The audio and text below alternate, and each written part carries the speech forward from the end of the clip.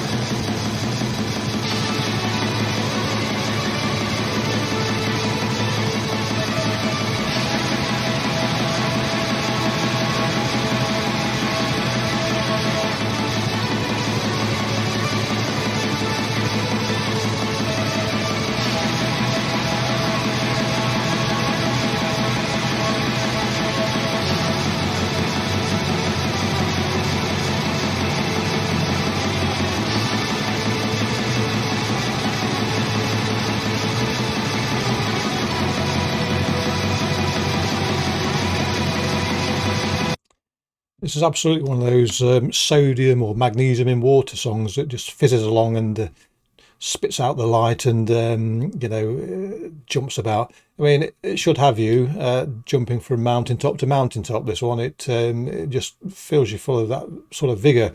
It does me anyway. Again, I never know what the intent of these songs are because I never read any lyrics if there are any, and so I'm never 100% sure, unless it's implicit in the song title, whether these are supposed to be happy affairs or the opposite. But I'm going to sort of lay a bet here and say that this has got to be at the very least playful and more probably designed to instill some sort of joy, because I can't interpret it any other way. Even if I take a neutral stance, I can only assume that this is supposed to be a song that gets you giggling, really.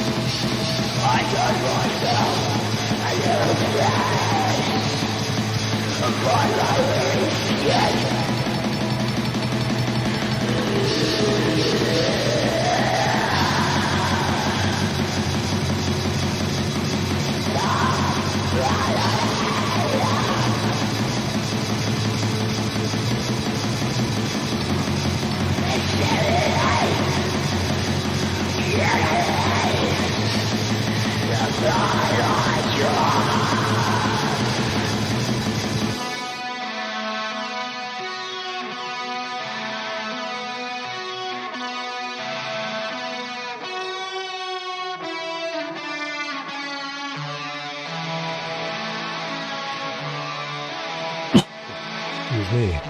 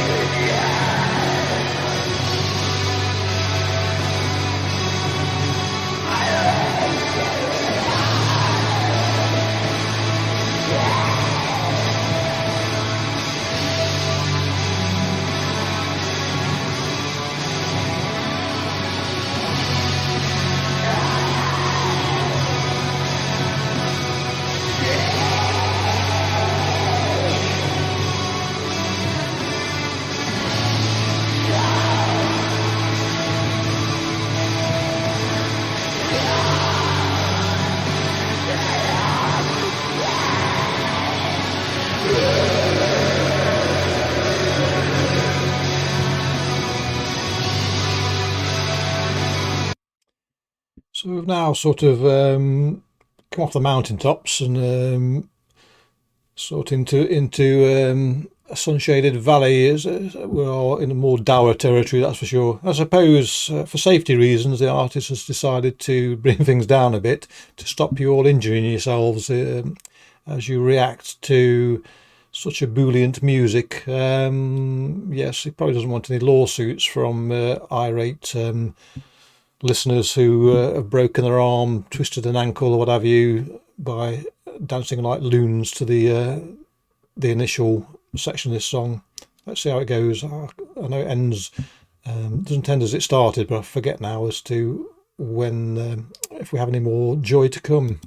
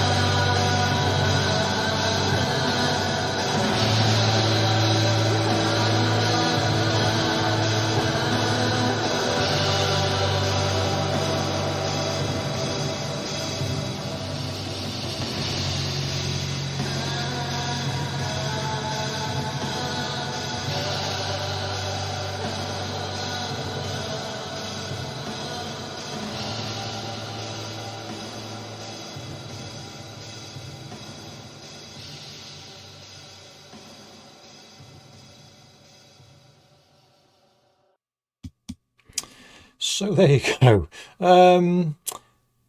If you're a fan of contrast, then that's for you, isn't it? It started off mischievous and gambling, and ended up sort of gazing at its navel and sort of drifting out in a more sorry state. And that's fine by me, because it's part of an album. If it was a single, if you were to listen to it on its own, you might be a little bit disappointed at the way it drifted out, or I would be, because that's my taste in music. But the initial 3.5 minutes was musical brilliance for me, and I didn't mind the drift out. The clean singing at the very end wasn't particularly my cup of tea as far as clean singing goes, but again, it did sort of provide that contrast that many of you will love, I'm sure. There's another track on this album that, if you like that spitting ebullience of the beginning, you will enjoy it. It's a final track, which for life of me I can't remember what it's called without looking. But that gambles along like a field of spring lambs, and again will fill you, I'm sure, with aspects of many aspects of joy. So it's worth having a listen to that. It's worth listening to the album as a whole, because it is a varied album, and there's plenty in there to enjoy, even if one or two of the things you may not immediately connect with. But there you go. Clicky bollocks. Catch you all next time. Cheerio.